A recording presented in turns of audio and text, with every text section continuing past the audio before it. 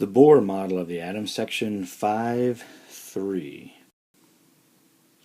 All right, here's our objectives. We want to be able to talk about electron clouds and energy levels that Bohr was talking about.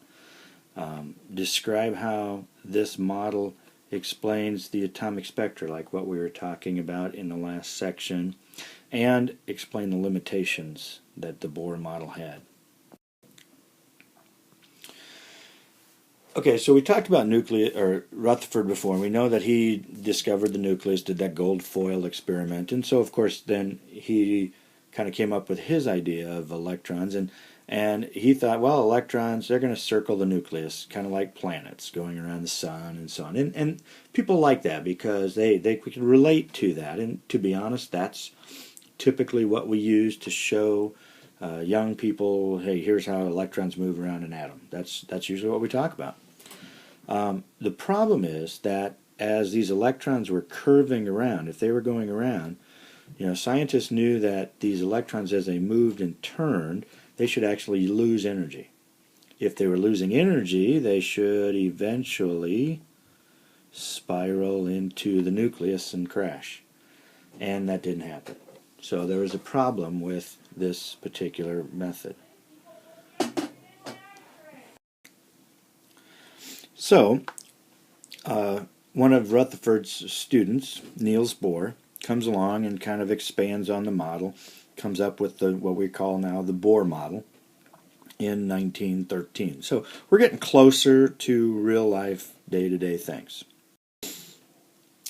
So here's kind of what he comes up with. This is what Bohr says, is that these electrons are going to be in definite orbits. So there are very specific levels that they have to be in. They can't be in between. They could be in this level, they could be in that level, they can be in that level, but they couldn't be in between any of those levels. And to be in those levels, they take an exact or a specific amount of energy, or quanta of energy, in order to be in each of those levels. It takes a certain amount. If you're closer to the nucleus, it takes less energy. If you're farther away, so if you're in this first level, it doesn't take as much energy as if you're in that third level. And electrons tend to always go to lowest energy states. They always try to be that way, so they're going to fill those lower ones first. He called these energy levels. So that was kind of his term, that these electrons are going to be in these energy levels, take certain specific amounts of energy. And the only way that you could move from one to the other, so if I wanted to go from this first one to the second one, for instance, I would have to gain or lose an exact amount of energy.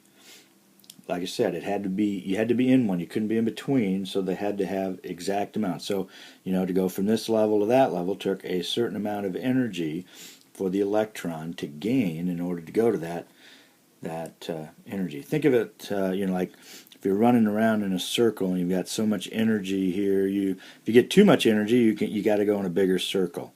So as I'm in that bigger circle, I've got more energy.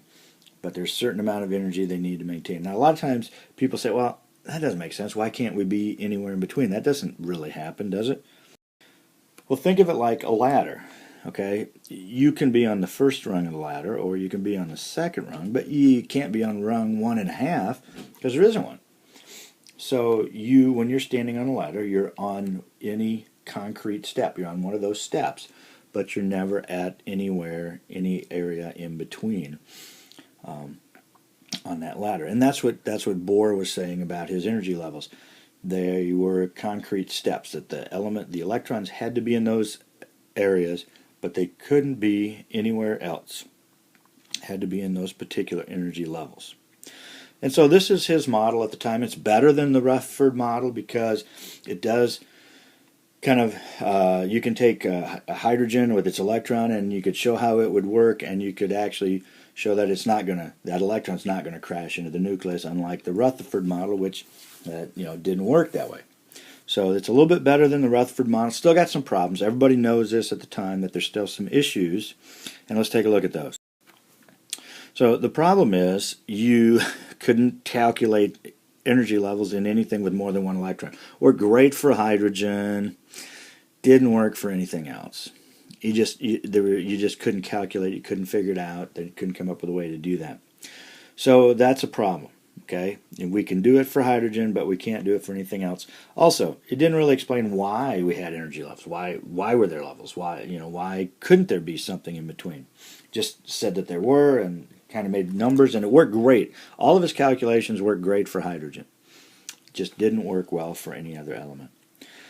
And another issue that he had was that he predicted that the electron, or his equations basically predicted that the electron would always be the same distance from the nucleus. In other words, if that's my nucleus, the electron would always be, kind of somewhere around there. But in reality, and at this point they can tell, they're able to test this, and sometimes they're close, sometimes they're farther, and so we or they did at the time know that this wasn't going to work, or there were still some issues with it because the prediction said, hey, they're always going to be the same distance away, but in reality, they weren't that same distance all the time.